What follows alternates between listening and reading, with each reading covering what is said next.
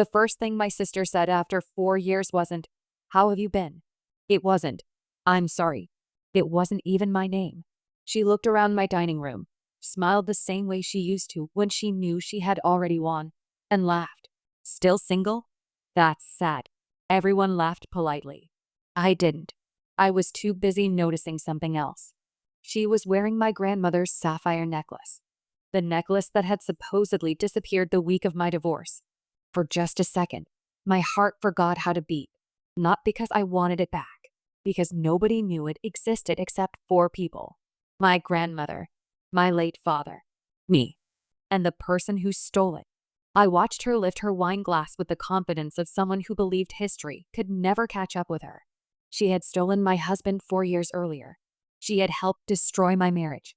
She had convinced half my family that I was unstable. She walked away with everything while I packed boxes into a tiny apartment across town.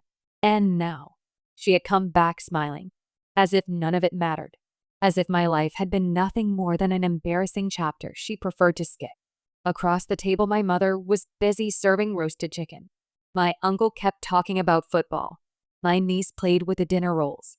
Nobody noticed what I had noticed. Nobody saw my sister nervously touch the sapphire every few seconds. Tiny habits never disappear. They simply hide until pressure finds them.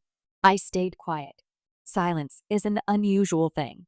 People mistake it for weakness. Sometimes it's just calculation. Because at that exact moment, I realized she had absolutely no idea what she had just admitted. And before that dinner ended, one person would leave crying. One marriage would begin collapsing. One secret buried for 4 years would finally come into daylight. But none of them were ready for the truth. Neither was I. Welcome back to Reality Drama Story, where family secrets unfold and quiet decisions change everything. If you are new here, drop a comment and subscribe. Now let's get into it. My name is Claire Carter. I'm 36 years old. People often tell me I seem calm. They think it's natural. It isn't. Calm is something I built, like a bridge, one careful beam at a time. Growing up, my father always said that buildings never collapse because of one bad brick. They collapse because people ignore small cracks. Back then, he was talking about the construction company he owned. Years later, I realized he had actually been teaching me about family. My younger sister, Vanessa, was born 3 years after me. She wasn't cruel. Not at first. She simply hated standing in someone else's shadow. If I won a spelling bee, she suddenly wanted piano lessons. If Dad took me fishing, she cried until he promised to take her somewhere better. If Grandma baked me a birthday pie, Vanessa wanted too. Nobody thought much about it. That's just sibling rivalry. That's what everyone said. Even I believed it. Children compete. Then they grow up. Except, some people never stop keeping score. Our grandmother, Eleanor, was the only person who noticed. She once pulled me aside while we were washing dishes. Never confuse attention with love. I was 14. I didn't understand. She smiled sadly. You will someday. Those words stayed with me. I wish I had understood them sooner.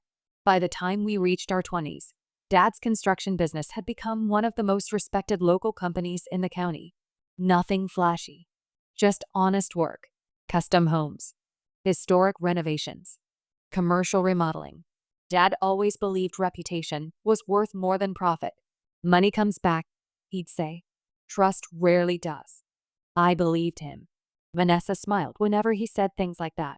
Looking back, I don't think she was listening. I think she was calculating. I met Ethan during a charity fundraiser for Habitat for Humanity. He wasn't loud. He wasn't charming in the movie star sense. He simply listened. Really listened. When I spoke about restoring old homes instead of demolishing them, he smiled. You're the first person who's ever made drywall sound poetic. I laughed. That laugh became coffee. Coffee became dates. Dates became love. 2 years later, we married in my grandparents' church. Small wedding. 93 guests. 300 white roses. One nervous groom. One incredibly proud father. And one bridesmaid who watched every dance just a little too closely. Vanessa. Looking back now, the warning signs were everywhere. She complimented Ethan more than she complimented me. She texted him memes. She asked for his opinion about everything. She laughed a little longer at his jokes. I noticed, then ignored it. Because who suspects their own sister? When you're raised inside the same walls, you assume those walls are strong. Sometimes they're already hollow. About a year into our marriage, Dad suffered a heart attack. He survived. Barely. Recovery changed everything. I started spending more time helping with the family business. Long hours. Meetings.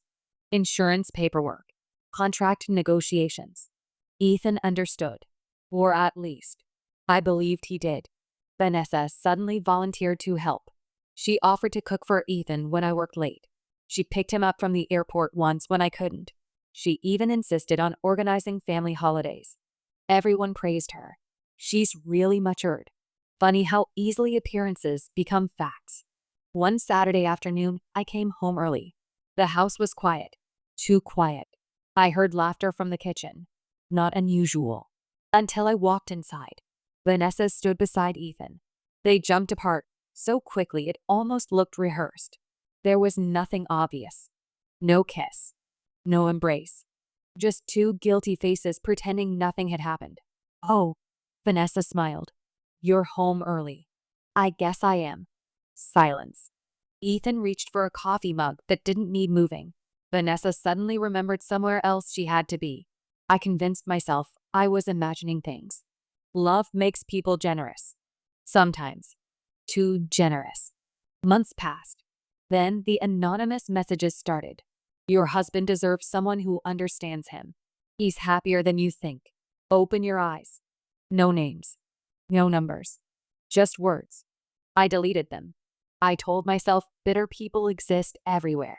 I didn't know the messages were coming from someone who already had a key to my house. Grandma Eleanor became sick that winter. Cancer.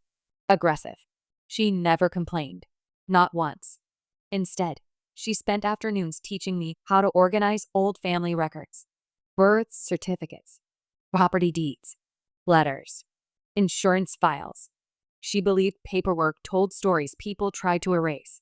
One evening, she handed me a small blue envelope. Keep this somewhere safe. What is it? You'll know when the foundations start shaking. I laughed. She didn't. I placed the envelope inside Dad's old fireproof document box without opening it. Life became busy again. I forgot about it. Some promises wait patiently. 3 months later, everything exploded. I received a phone call while reviewing contractor bids. A woman introduced herself. I think you deserve to know your husband isn't where he says he is. I almost hung up. Instead, she sent one photo. Ethan, Vanessa, holding hands outside a hotel, taken 2 days earlier. I stared at the image until the screen went dark. There are moments when life doesn't shatter loudly. It simply tilts, like a house whose support beam has quietly cracked. Nothing falls immediately, but you know it will. I drove home without remembering a single traffic light. The front door was unlocked. The living room lights were on. Voices drifted in from the kitchen. I recognized both of them. And before I stepped inside, I heard my sister laugh. Then I heard my husband say 7 words. Words I have never forgotten. I should have chosen you from the beginning. I stood frozen outside my own home, my hand still on the doorknob, unable to breathe, unable to move. And in that single moment, I realized losing my marriage wasn't going to be the worst thing that happened to me, because I still had no idea what they had already taken. The night everything fell apart, I didn't storm into the kitchen. I didn't scream. I didn't throw a plate across the room or demand an explanation. Instead, I stood outside the back door for exactly 38 seconds. I counted them. My father used to tell me that when a building starts to crack, the first instinct is to panic. The better instinct, he'd say, is to understand where the crack begins. So I listened. But you really think she'll figure it out? Ethan sighed. Eventually. And by then it won't matter. Those 6 words hurt more than the affair itself. Not because he loved someone else, but because he had already decided my pain had an expiration date.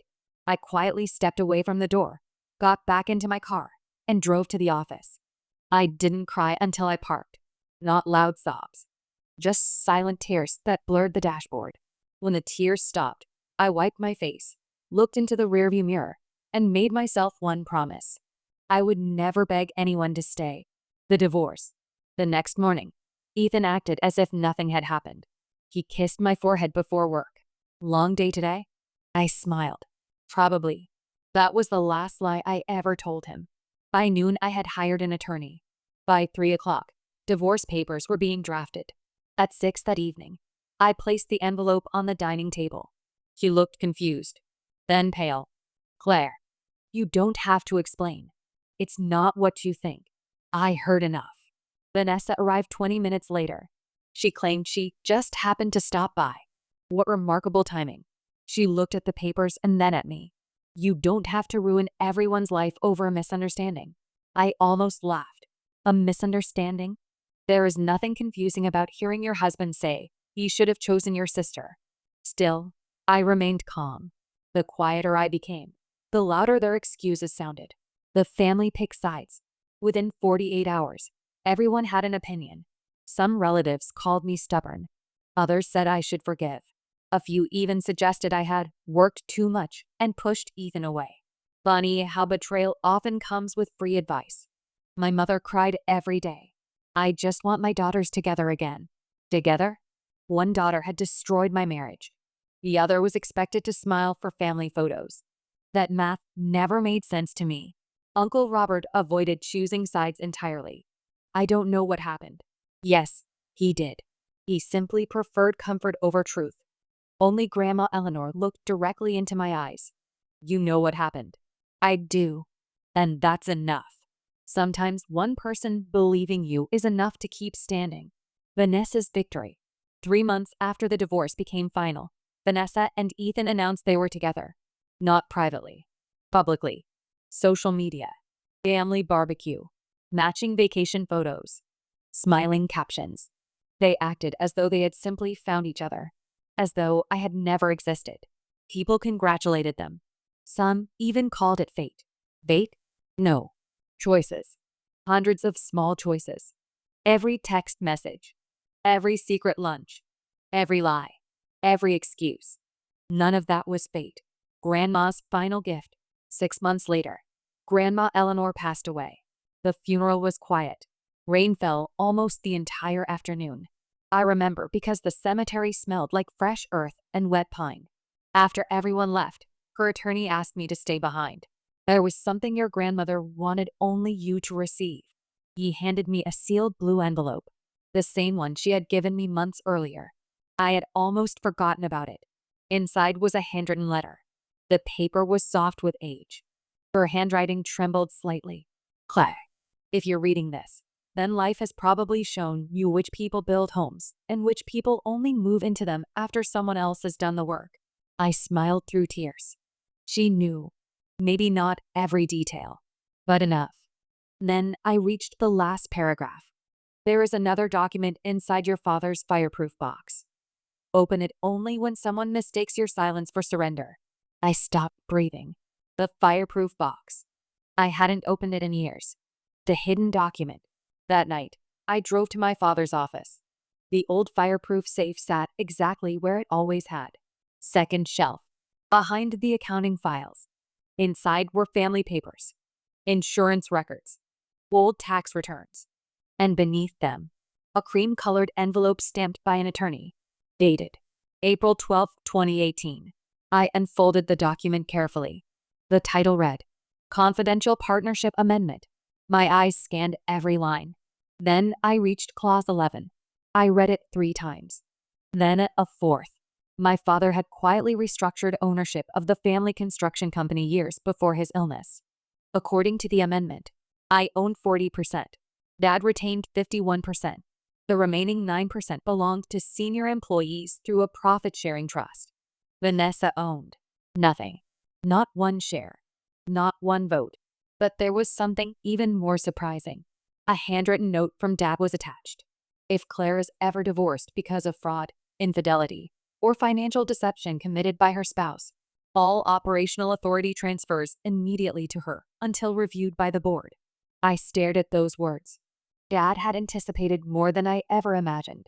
He had built safeguards into the company, the way engineers reinforce bridges before storms arrive. No one had mentioned this amendment, not even Dad, especially not Vanessa. Life goes on, or pretends to. I never told anyone what I'd found. Not my lawyer, not my mother, not my closest friend. Some truths become stronger when left unopened. Months turned into years. Vanessa married Ethan in a destination wedding I never attended. The invitation still arrived. Gold lettering. Beach ceremony. Love always finds its way. I almost admired the confidence. I threw it away without opening the RSVP card. Instead, I built a different life. I bought a small 2-bedroom house. I planted lavender along the front walkway because Grandma loved the smell. I adopted an older golden retriever named Murphy. Every morning he waited beside the coffee maker before I even woke up. Some mornings he was the only soul happy to see me. And somehow, that was enough. An unexpected phone call. Exactly 4 years after my divorce, my phone rang. Mom. Claire? Hi, Mom. I have something to ask. I already knew. Mothers breathe differently when they're about to ask for forgiveness on someone else's behalf. Vanessa and Ethan are coming into town. Silence. They'd like everyone together. I looked out my kitchen window. Murphy chased squirrels across the yard. I don't think that's a good idea. It's only dinner. Only dinner. History has started with smaller things. I'll think about it. She sighed with relief. I knew you would. No. She knew I struggled to say no. Different things. If this story is hitting close, drop a comment and stay with me because what happens next is something none of them were ready for. The week before the visit, 3 days before dinner, something strange happened. An elderly man walked into my office carrying a worn leather folder. He introduced himself as Harold Benson, 72 years old, former project manager. He had worked with my father for nearly 30 years. I've been cleaning out my garage. He placed the folder on my desk. I think these belong to you. Inside were copies of old partnership meeting minutes, canceled checks, handwritten notes, and one photograph. Dad, Grandma Eleanor, me, standing beside the original company sign. Written across the back in my father's handwriting were 6 simple words. The builder is never the loudest. Harold looked at me carefully. Your father trusted quiet people. I nodded. So did my grandmother. He smiled. They planned farther ahead than most people realize. I had the strange feeling he wanted to say more. Instead, he stood. If your family gathers this weekend. He paused.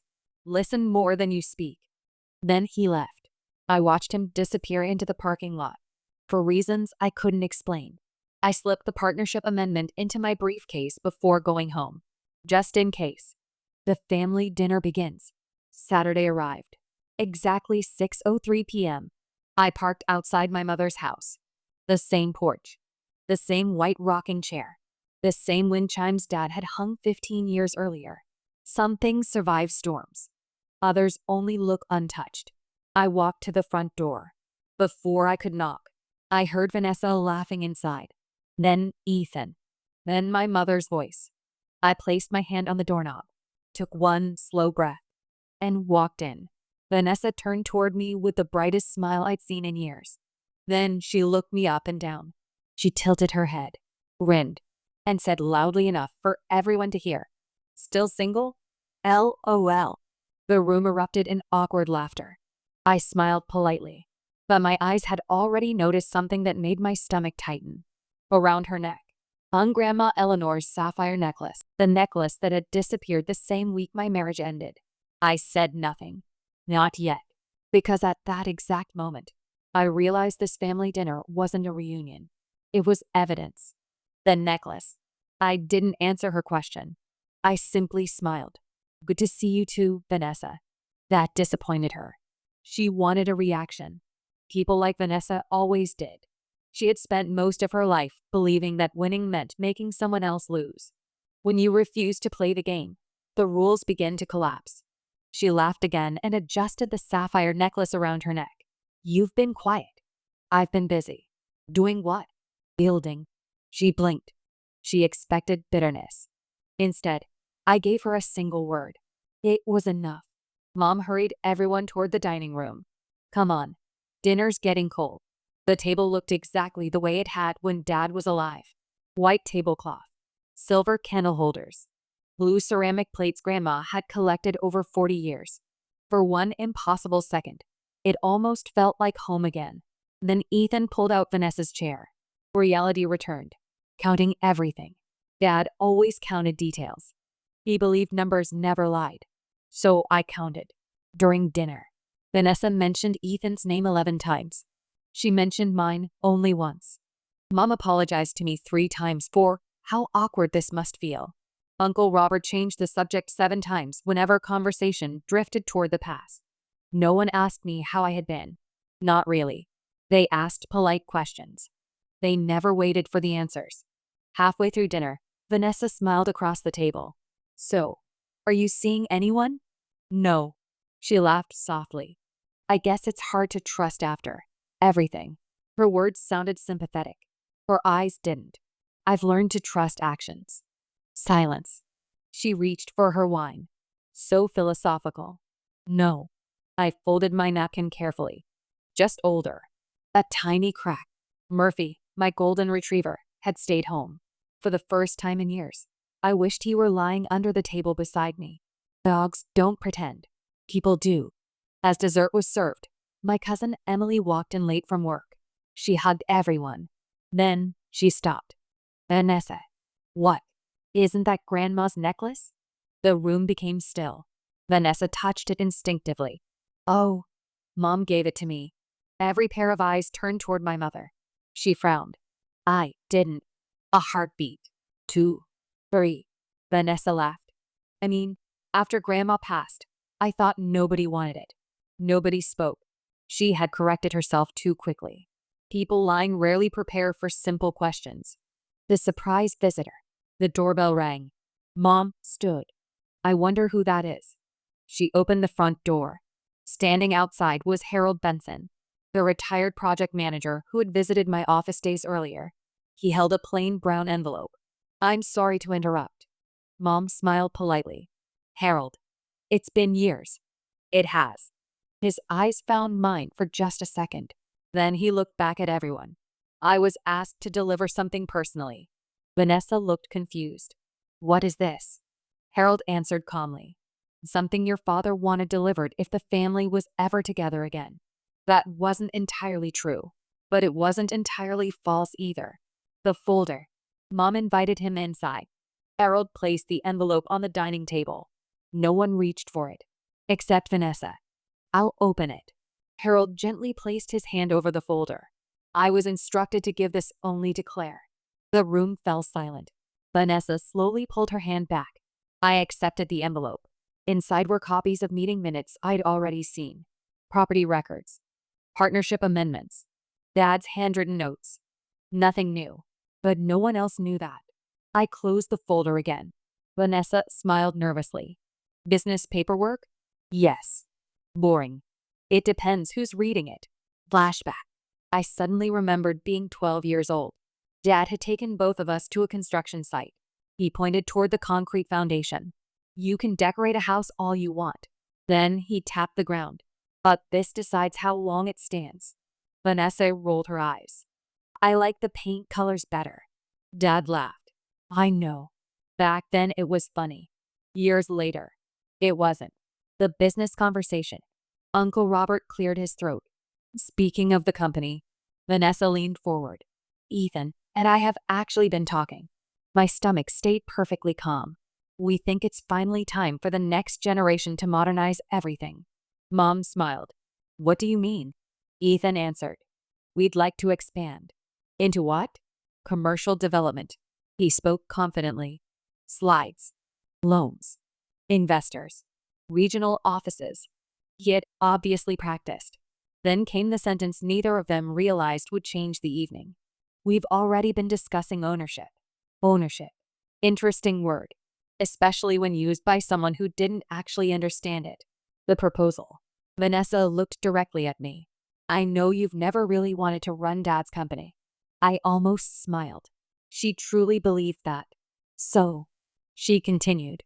Ethan and I were thinking maybe you could sell your share to us. My share. There it was. The first real reason for the family dinner. Not reconciliation. Business. Greed usually arrives wearing polite clothes. Mom looked surprised. I didn't know Claire owned anything. Neither did Vanessa.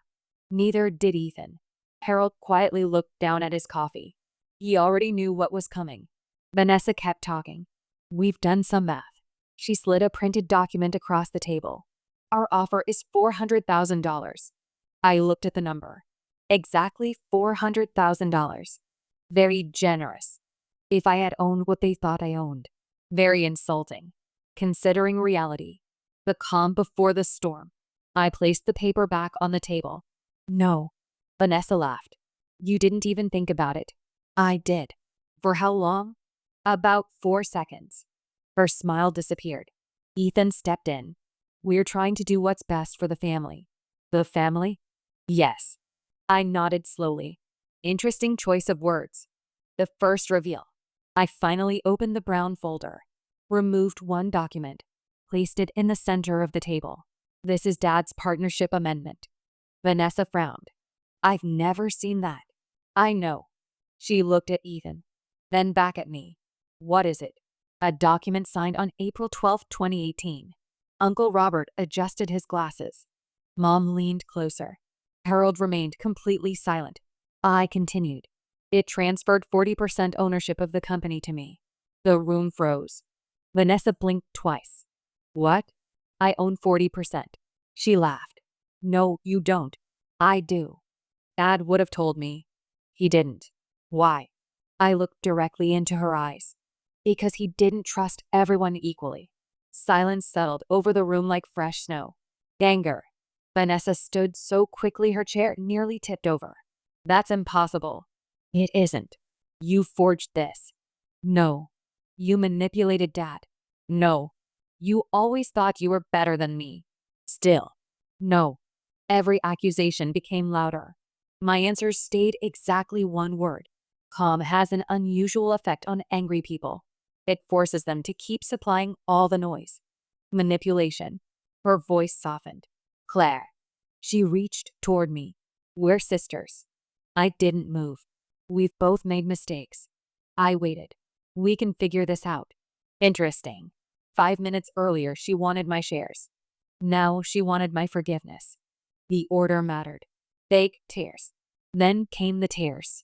Perfectly timed. Just enough to make Mom uncomfortable. I've been trying so hard to fix this family. Mom reached for a tissue. Before she could hand it over, Harold spoke for the first time in nearly 20 minutes. No. Everyone looked at him. He folded his hands. Your father taught us something. The room stayed silent. He said responsibility begins where excuses end. Vanessa slowly lowered the tissue. Harold continued. I was there the day he signed those papers. Now even Ethan looked nervous. He told me. Harold paused. One daughter protects what we've built. Another pause. The other keeps asking what it will be worth if she sells it. No one said a word. The silence wasn't empty anymore. Vanessa stared at me, then at the necklace around her neck, then at the partnership agreement lying in front of her. For the first time in 4 years, she looked uncertain, and I still hadn't revealed the document hidden behind the partnership agreement. The one Dad attached with his own handwriting. The clause no one else knew existed. The clause that would change far more than ownership. I closed the folder gently, because some foundations don't crack all at once. Sometimes, they collapse one carefully measured beam at a time. The clause nobody knew about. Nobody spoke for several seconds. The kind of silence that feels heavier than an argument. Vanessa kept staring at the partnership agreement. Ethan leaned forward, trying to read the pages upside down. My mother looked between us like she was watching two versions of the same story collide. I understood something in that moment. They weren't shocked because they discovered I had ownership. They were shocked because they discovered I had power. And those are two very different things. I reached into the folder one more time. There was one final document. The paper Dad had attached behind the partnership amendment. The one I hadn't shown anyone. The one I had kept hidden for 4 years. I placed it on the table. This is Clause 11. Ethan frowned. Another clause? Yes. Vanessa crossed her arms. And what does this one say? I looked down at the handwriting. My father's handwriting. The same handwriting that used to label my lunch boxes when I was a child. The same handwriting that signed my first car purchase. The same handwriting that reminded me every birthday. Be kind. Be strong. Be honest. I looked back at my sister. It says that if a company partner attempts to transfer ownership through deception, fraud, or personal conflict that damages the reputation of the company, the remaining board members have the authority to freeze the transfer. Ethan's face changed. Just slightly. But I saw it. Because guilt has a language. Small movements. Quick glances. Uncomfortable silence. What are you saying? He asked. I'm saying. I placed another document beside it. Your plan to buy my shares was never possible. The hidden financial problem. Harold cleared his throat. There is more. Everyone looked at him. He opened his folder. During my review of the company's records last month, I noticed several irregularities. Vanessa's face tightened. What irregularities? Harold looked at Ethan. Payments. Ethan immediately shook his head. I don't know what you're talking about. Harold calmly removed a printed report. Greed transfers. He placed them on the table. March 14th, April 22nd, June 8th. I watched Ethan's confidence disappear. The total amount was $86,500. My mother covered her mouth. What? Vanessa looked at Ethan. What is he talking about? Ethan stayed quiet. That silence answered before words could. The money wasn't stolen from the company. Not exactly. It was moved from a consulting account Ethan had created while working with the company. He had been preparing for expansion. At least, that was the excuse. The reality was simpler. He had been building a backup plan. A future where he controlled the company without needing my approval. The same way he had built a new life before leaving the old one. Quietly. Piece by piece. The sister I used to know. Vanessa sat down. For the first time that night, she looked smaller. Not innocent. Just smaller. I remembered a different Vanessa. A little girl with scraped knees. A little girl who used to crawl into my bed during thunderstorms. A little girl who once gave me her favorite stuffed rabbit because I was sick. That was the hardest part.